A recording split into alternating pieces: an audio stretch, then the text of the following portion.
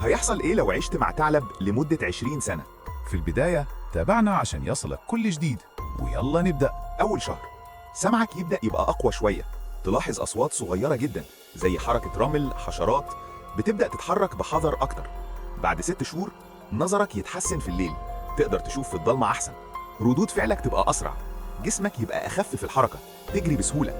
بعد سنة حاسة الشم تقوى جدا، تميز ريحة الناس والأماكن، تبدأ تميل للأكل البسيط، لحوم أو أكل طبيعي. نومك يبقى متقطع زي الحيوانات. بعد 5 سنين جسمك يبقى رياضي جدا من غير جيم، تمشي وتتحرك بهدوء جدا من غير صوت تقريبا. ودنك تركز تلقائيا على أي صوت غريب، تبقى تعتمد على الإحساس بالخطر أكتر من التفكير. بعد 10 سنين ملامح وشك تبقى أحد شوية، نظرات حادة، تركيز عالي، تقضي وقت أطول لوحدك ومش مرتاح وسط الناس. ردود أفعالك بقت غريزية جدا، تهرب أو تواجه بسرعة من غير تفكير.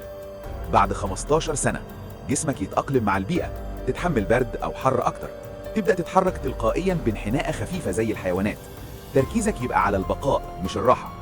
بعد 20 سنة حواسك أقوى من أي إنسان طبيعي، بتفهم إشارات الثعلب بدون صوت، تتحرك في الصحراء كأنها بيتك. بعد 20 سنة انت ما بقيتش إنسان عاش مع ثعلب، انت بقيت كائن مش عارف يرجع إنسان تاني.